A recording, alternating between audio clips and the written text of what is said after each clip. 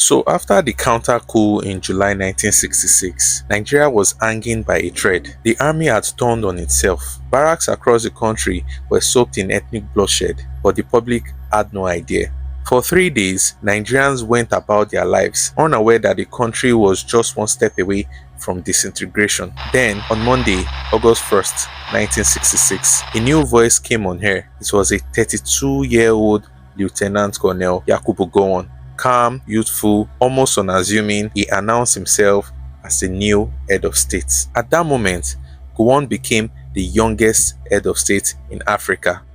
But how did a junior officer rise above older, more senior generals? The truth is, after the January coup earlier that year, military rank no longer mattered. Power wasn't about titles, it was about who had control of the guns. And in the Nigerian army, the Northern Infantry had the numbers. They held the weapon, they controlled the barracks, and they had the momentum, which as a result, within 3 days, most Igbo officers were either killed, wounded, or on the run. So when the dust settled, Gowon wasn't the most senior officer left standing, but he was the most acceptable. Let's talk about who Gowon was. He was a northerner, but not Hausa or Fulani. Gowon was from the Angas ethnic group, one of the most minorities in Nigeria's middle belt. His father was a Christian minister, and Gowon himself was engaged to an Igbo woman named Edith Ike. This background gave him a unique advantage. Unlike his predecessor Aguiyi-Ironsi, Gowon did not face an ethnic hostile army. Many of the soldiers in the barracks were just like him, middle belt Christians, far removed from the bitter rivalries of Hausa, Fulani, Igbo and Yoruba. This made him a unifying figure at a very dangerous moment. Now, here is something most people don't know. The July counter-coup is often blamed on Hausa soldiers, but in reality, it was the Middle Belt soldiers who did most of the fighting, with names like Walbe and Dimka, who were Angas in today's Plateau State, Theophilus Danjuma, who is from the Chukun ethnic group, Joseph Garba, who is Tarok, Pam Wadgon, who is Birum, Paul Dixon, who is Idoma, Joseph Akahan, who is Steve, all Christians from Nigeria's Middle Belt. Of course, men like Murtala Mohammed, a Hausa Muslim, Muhammad Buhari, a Fulani Muslim, and Sani Abacha, a Kanuri Muslim, also played key roles.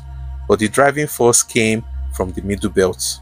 For once, the diverse North Middle Belt Christians and far Northern Muslims found common cause: revenge. The January coup had killed their leaders, and now, united by anger, they struck back together. However, the unity wouldn't last forever.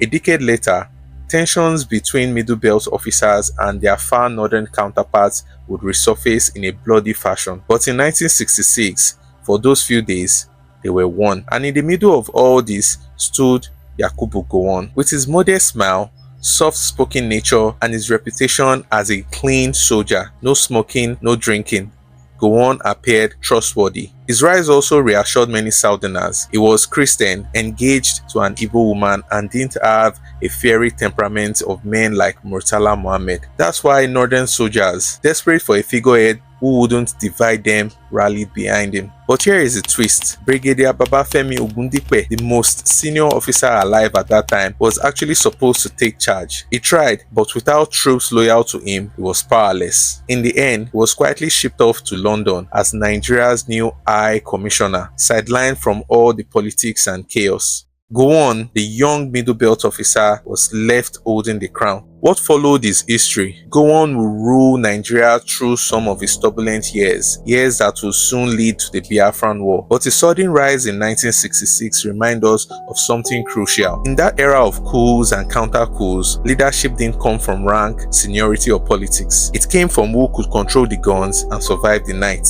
What do you think? Could Nigeria's subsequent civil war have been avoided if Brigadier Ogundipe had been allowed to take power instead? Let me know your thoughts in the comments below. And if you want to see more stories about Nigeria's complex history, let me know in the comments what topic you would like me to cover next.